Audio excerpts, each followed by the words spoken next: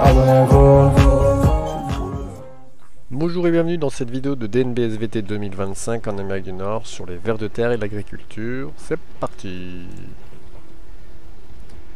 Les vers de terre sont des organismes vivant naturellement et un grand nombre dans les sols.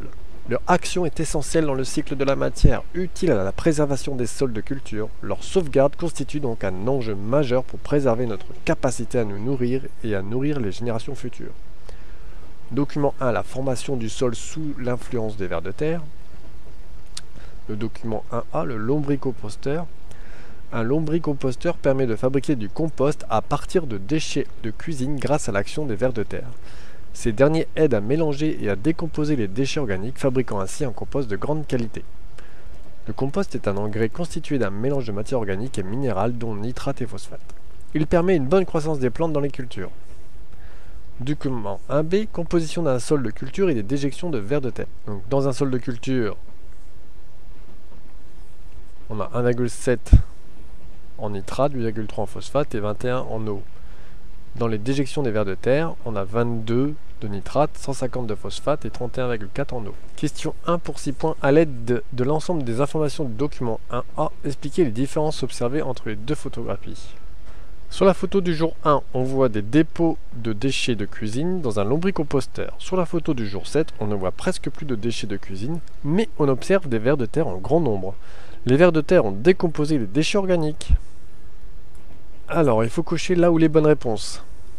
Donc moi j'ai mis réponse 1. Les vers de terre permettent d'enrichir le sol en nitrate et phosphate grâce à leur déjection. Oui, pourquoi? Parce que d'après le document 1B, on voit que sans déjection de vers de terre, on est à 1,7 et après déjection, on est à 22 en nitrate et 8,3 en phosphate et 150 en phosphate. Ensuite, j'ai mis la 3. Le compost est riche en déjection de vers de terre. En effet, on a toujours le tableau avec les vers de terre et c'est rempli de déjection de vers de terre.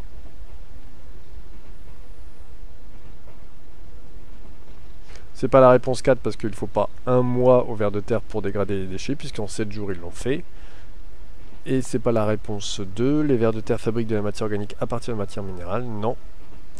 Les déchets sont de la matière organique.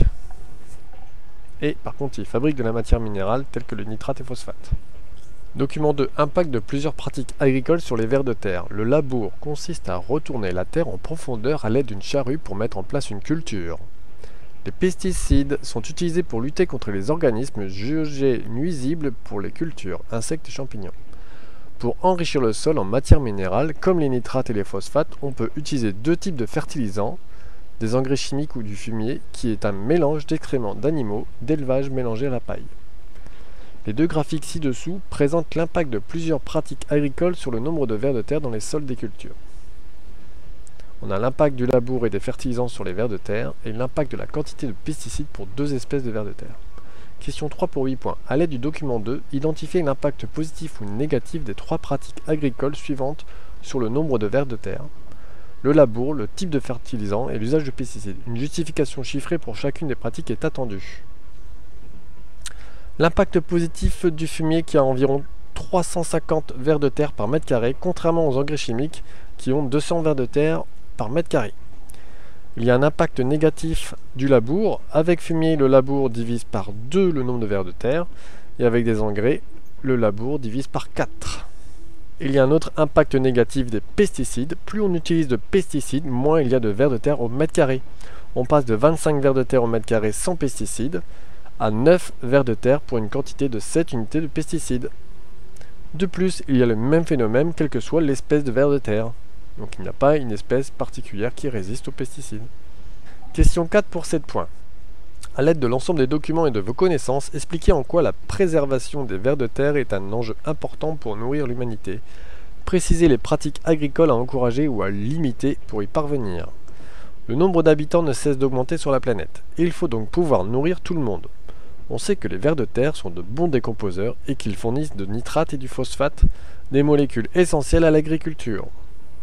Or, certaines pratiques agricoles sont nocives pour les vers de terre, telles que l'utilisation de pesticides, d'engrais chimiques ou encore le labour. En revanche, l'utilisation du fumier est bénéfique pour augmenter leur population. En effet, ces vers se nourrissent des déchets contenus dans le fumier qu'ils transforment en engrais naturels. Ainsi, la préservation des vers de terre constitue un enjeu important pour pouvoir nourrir l'humanité. Voilà ce qui conclut le DNB Amérique du Nord sur les vers de terre et l'agriculture. Bonne chance si tu passes ton brevet. Bon courage pour tes révisions. Ciao!